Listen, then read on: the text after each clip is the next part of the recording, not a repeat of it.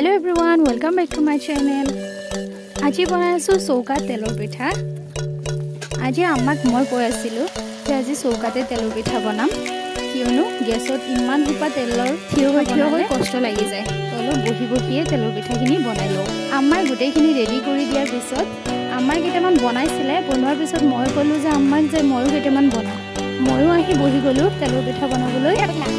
চৌকাত কেতিয়াও নবনাও কিন্তু আজি বনাই আছো, ভালেই লাগি আছে। মাজে সময়ে ঠাণ্ডা দিনত চৌকাত কিবা বনালে ভাল লাগে। ৰাতিপুৱাই ব্ৰেকফাষ্টৰ কাৰণে আমাৰ বনাই আছিলো তেলৰ পিঠা। সেইফালে মোৰ ইভানো উঠি গ'ল, কিন্তু আজি ইভানৰ কাৰণে মোৰ ইমান টেনশ্যন নাই, কাৰণ আব্বাই চম্ভালি আছে, তাৰ মাহী মামা সকলোৱে ইভানক চম্ভালি আছে। মই এইফালে পিঠা বনাই থাকিলোঁ। ওচৰতে সৰু সৰু মেকুৰী পোৱালি দুটা বহি আছে, ইমান ধুনীয়া। সেইফালে আব্বাখিনি ভণ্টিয়ে চাহ দিলে। চাহ দিয়াৰ পিছত ইভানে কৈ আছে ইভানে চাহ খাব। তাৰপিছত আব্বাই চাহ ইভানক খুৱাই দিলে, তেলৰ পিঠাও খুৱাই দিলে। সি আব্বাৰ লগতে সেইকাৰণে মই অলপ টাইম বহি থাকোঁতে মোৰ কষ্ট লাগি গ'ল।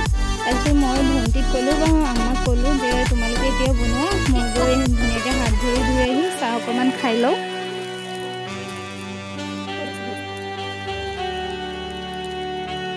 তাৰপিছত অলপ টাইম সিহঁতেও বনাই তাৰপিছত মই আহি পেলাই চাহ খালোঁ। অলপ চাহ খাই ক'লোঁ আৰু কেইটামান আছে যদি দিয়া মই বনাই দিওঁ। মই পিঠা পনা ইমান বনাব নোৱাৰোঁ, ঘৰত আহিলে আম্মাই বনাই খুৱায়। আৰু তাত গ'লে মোৰ মাহী আছে, মোৰ মাহীয়ে বনাই পঠিয়াই থাকে, আম্মাই কেতিয়াবা ঘৰত পঠিয়াই থাকে।